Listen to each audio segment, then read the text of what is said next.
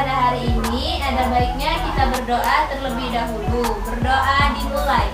Bismillahirrahmanirrahim.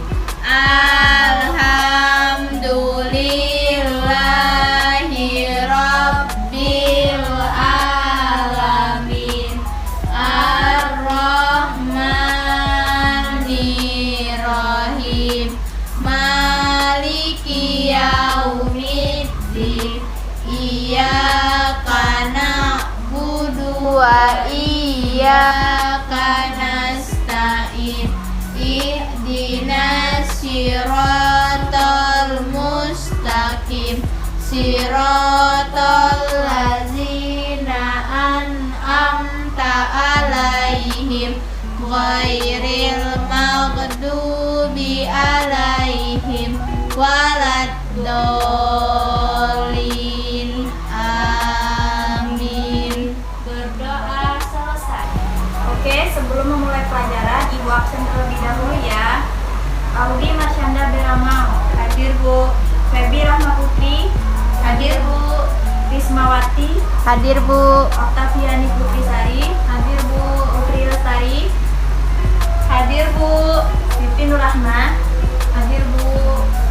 Hari ini kita akan melanjutkan materi sistem pernapasan manusia pada pertemuan minggu lalu, di mana pada minggu lalu kita telah mempelajari mengenai pengertian dari sistem pernapasan, kemudian organ-organ yang ada pada sistem pernapasan, dan fungsi-fungsi yang dijalankan pada organ tersebut.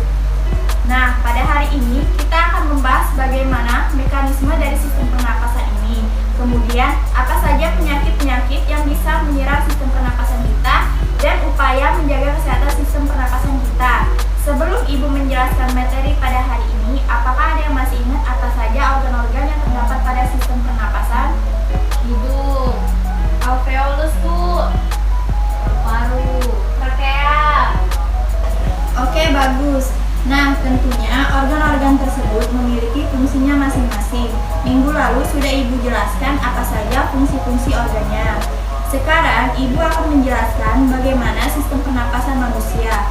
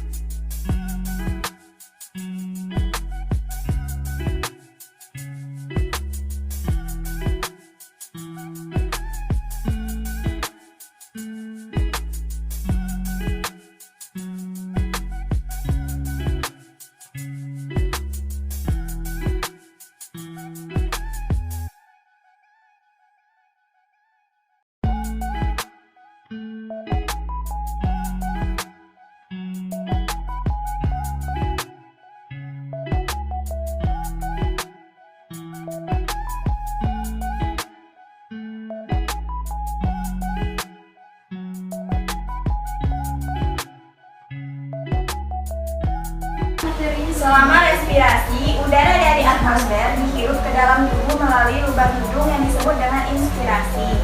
Saat inspirasi, diafragma dan otot dada berkontraksi, volume rongga dada membesar, paru-paru mengembang, dan udara masuk ke paru-paru.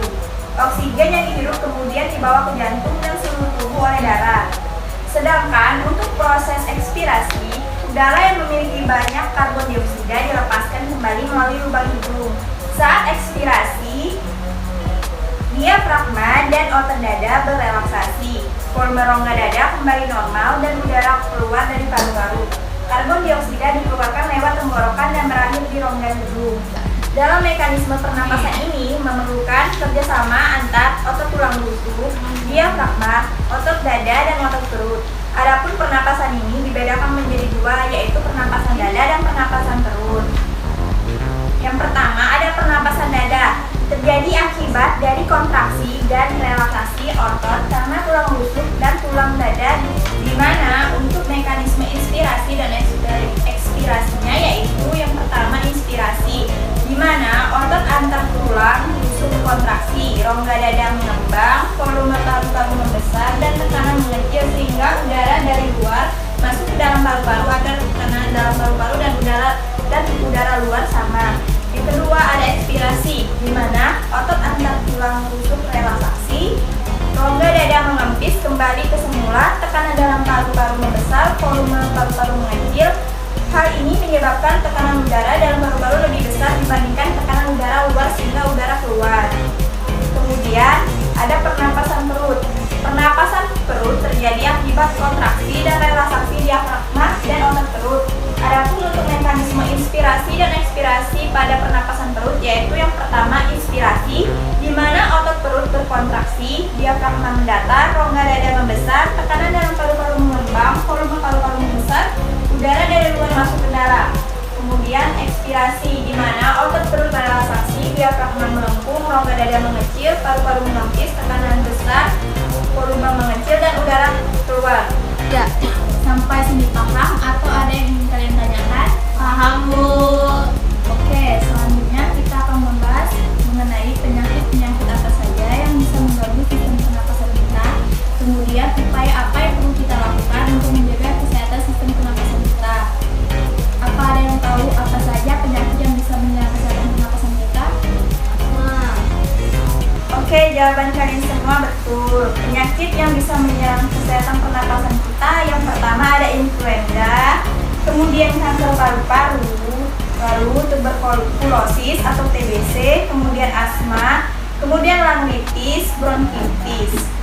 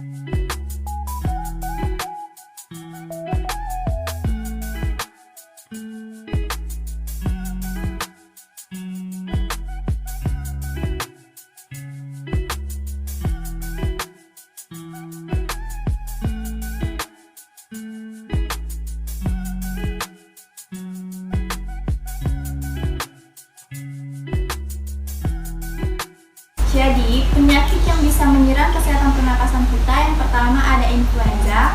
Influenza disebabkan oleh virus dan mudah menular. Penularan bisa melalui kontak langsung ke cairan seperti batuk atau bersin. 1.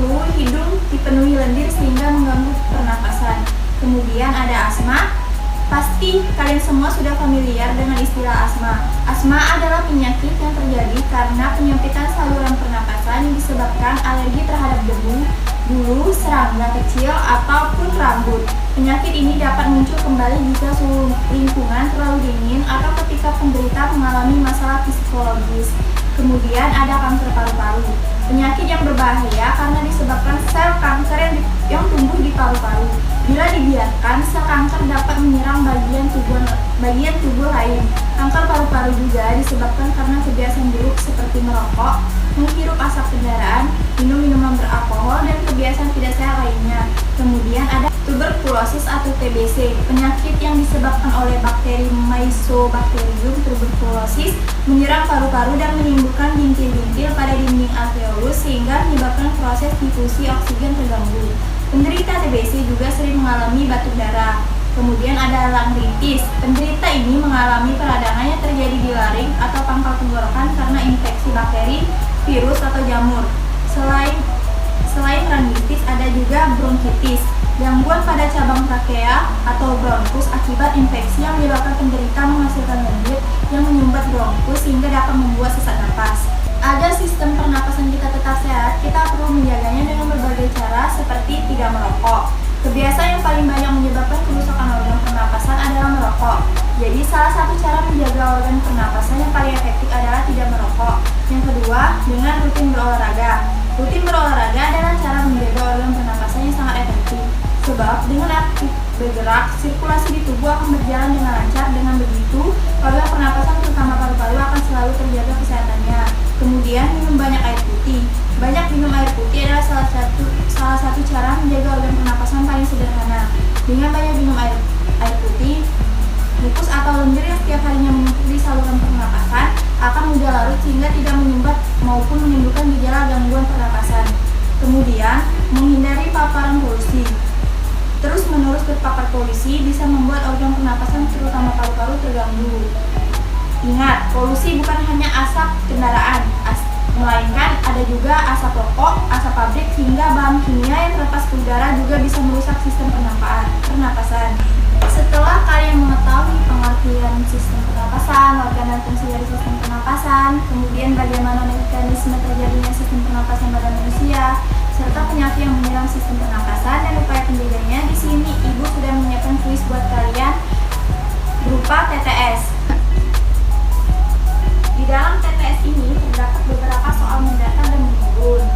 Kalian bisa menulis semua jawabannya pada kotak-kotak ini sesuai nomornya. Kalau sudah kalian bisa kumpul ke Ibu ya. Baik, Bu. Baiklah, karena kalian semua sudah mengerti, maka kita cukupkan materi pada hari ini ya. Ketua kelas, silakan pimpin doanya. Berdoa mulai. Bismillahirrahmanirrahim.